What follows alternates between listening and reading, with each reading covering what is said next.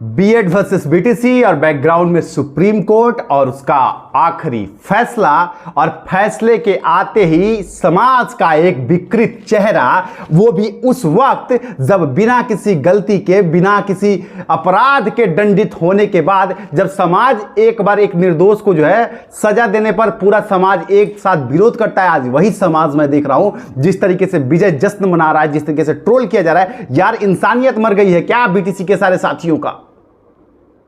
और जो लोग ट्रोल कर रहे हैं उनके लिए एक बुरी खबर पहले बता देता हूं। जो बीएड को बाहर करने के लिए होने के साथ ही जो फैसला है, और वो फैसला भी पूर्णतः सत्य नहीं है, पहले पूरी बात समझ लीजिए आप लोग। लेकिन जिस तरीके से ट्रोल कर रहे हैं, आपके लिए एक बुरी खबर और बताता हूं कि पहली बात तो यह है कि MHRD मिनिस्ट्री ने जो है इसका संज्ञान लिया है, और हो सकता है कि आपको अगले 24 घंटे में एक ट्वीट देखने को मिले कि एक अध्यादेश आ रहा है बीएड के पक्ष में। आप करो ट्रोल और अच्छे से ट्रोल कीजिए, पहली चीज।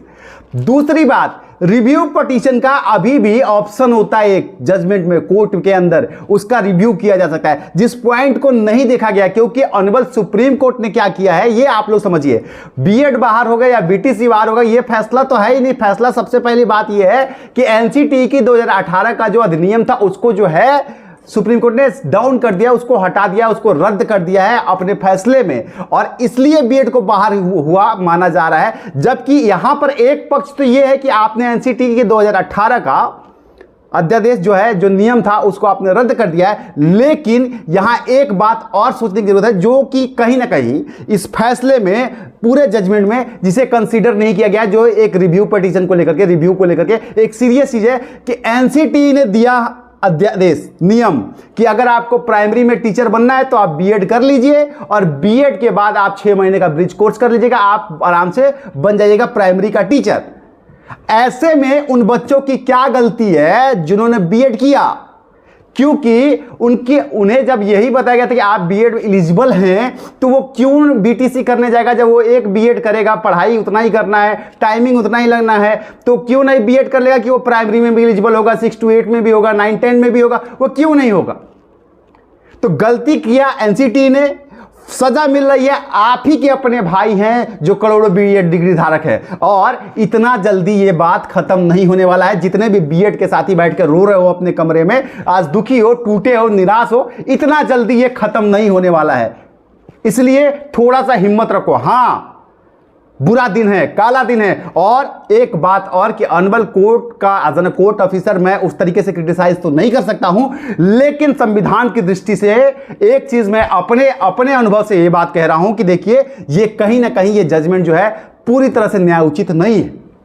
वो इसलिए नहीं है क्योंकि एनसीटी की गाइडलाइन को आपने कर दिया, वो ठीक है, लेकिन आपको एक चीज ये कंसीडर जरूर करना चाहिए था कि आज तक जो बीएड कर लिए हैं, 2018 से लेकर के आज तक जो लोग बीएड कर चुके हैं, उन्हें आपको प्राथमिक की भर्ती के लिए एलिजिबल करना चाहिए था, क्योंकि उसमें बीएड करने वाले बच्चों की गलती नहीं है। तमाम बड़े बड़े शिक्षा मंत्री, बड़े बड़े मंत्रालय, बड़े बड़े मंत्री, विधायक, सांसदों के बीएड कॉलेज चल रहे हैं, और वहां फटाफट डिग्रियां बीएड की चल रही हैं। तो भाई बीएड कराइएगा आप लोग तो, और उसके बाद बीएड को बाहर कर देगा, अपॉर्चुनिटी देगा। ये कहां तक सही है? और इसी सब के चक्कर में ये नियम बना था। खैर, चलिए जरा फैसले पर एक बार नजर डालते हैं। देखिए, पहली बात तो यह है कि फैसला पूर्णतः अभी तक आया नहीं है। जब तक पूरा फैसला ना आ जाए, मैं उसे पढ़ ना लूं, तब तक आप लोगों को पूरी तरीके से निराश होने की आवश्यकता नहीं है। और जो लोग ट्रोल कर रहे हैं, आप लोग भी भाई हाथ जोड़ के माफी के साथ विनती कर रहा हूं आप लोगों से, किसी को ट्रोल मत कीजिए। उसकी कोई गलती नहीं है, बीएड वाले की गलती नहीं है, ये सरकार की गलती है। आपके साथ आपका मौका अगर छीन लिया गया, अब देखिए मध्य प्रदेश, बिहार, झारखंड, पंजाब, राजस्थान, हर जगह, यहां तक कि जो नौकरी पा चुके हैं उनके लिए भी समस्या है। तो ये जो फैसला आया है, इसमें क्या क्या फर्दर स्टेप है? पहली बात तो यह है कि MHRD की तरफ से एक सूचना आई है, हो सकता है आप लोगों को जल्दी ट्वीट देखने को मिले कि इसको लेकर के अभी जो है आपको एक अध्यादेश देखने को मिल सकता है। ये एक बड़ी प्रक्रिया है, जटिल प्रक्रिया। साथ ही रिव्यू पिटीशन के लिए जजमेंट आने दीजिए, उसके बाद पूरा का पूरा आप रिलैक्स रहिए। हम लोग प्रयास करेंगे कि इसको रिव्यू पिटीशन में लेकर के जाए इस केस को। अभी फैसला क्या आया है मैं आपको यह बता देता हूं। स्पष्ट शब्द में फैसला यह है कि एनसीटी की 2018 की नियमावली को रद्द कर दिया गया है, और इस वजह से जो उन्होंने बीएड को एलिजिबल किया था 1 to 5 में पूरे देश में, अब आज के डेट में 1 to 5 में वो नियमावली रद्द होते ही बीएड जो है एलिजिबल नहीं। और साथ ही ये भी एक पक्ष है कि राज्यों के पास भी इसका अधिकार नहीं है, क्योंकि वो भी एनसीटीई के फैसले के तहत ही बीएड को शामिल कर रहे थे, चाहे वो बिहार हो, चाहे वो झारखंड हो, चाहे वो कोई अन्य राज्य हो।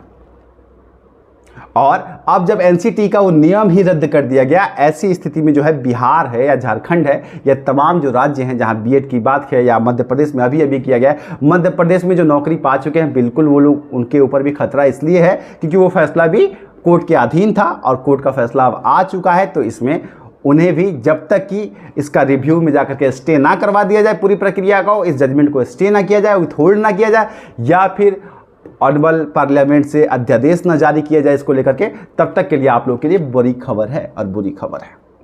लेकिन न्यायालय ने जिन पॉइंट्स को, जिन बिंदुओं को बिल्कुल ही कंसीडर नहीं किया, उसे मुझे लगता है कि वो कहीं ना कहीं एक जो है चूक है ये, क्योंकि एनसीटीई ने जो नियम बनाया उसके आधार पर बच्चों ने बीएड किया और आज उनको बिना इस गलती के, बिना उनकी किसी गलती की उनको सजा मिली। थोड़ा सा इंतजार कीजिए, 2 दिन 1 दिन का वक्त दीजिए मुझे तमाम डायमेंशंस में बात करने दीजिए, साथ ही जजमेंट पढ़ने दीजिए, साथ ही जो मंत्रालय के कुछ अधिकारी जो दिल्ली में हमेशा मिलना होता है उनसे बात करने दीजिए। हम प्रयास कर रहे हैं जहां तक हो सकता है। अभी बहुत बुरा दिन है, काला दिन है, आप लोगों की आंखों में आंसू होगा, बीएड रो रहे हैं, बीटीसी वाले हंस रहे हैं। साथियों, हर बीटीसी के साथी से मैं हाथ जोड़ के निवेदन करता हूं, प्लीज आप इंसानियत को समझो। दुख में तो भारत में हर कोई दुश्मन भी शरीक होता है। आप लोग दुख में इस तरीके का प्रयास मत कीजिए। किसी के जीवन में उसका कैदियत से बढ़ के कुछ नहीं होता है, और अगर उनके पास ये मौका नहीं होता, बीएड वालों के पास ये मौका नहीं होता कि वो जो हैं जाएं और करें,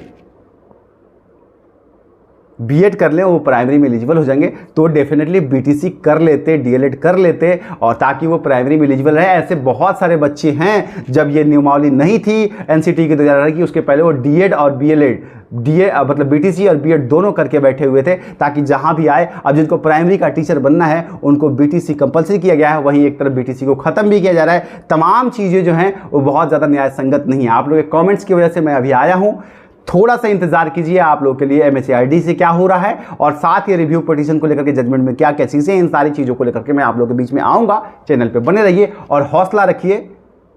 जिसका कोई नहीं होता है उसका ईश्वर होता है, और जो लोग ट्रोल कर रहे हैं ना, थोड़ी इंसानियत का परिचय दीजिए। प्रणाम।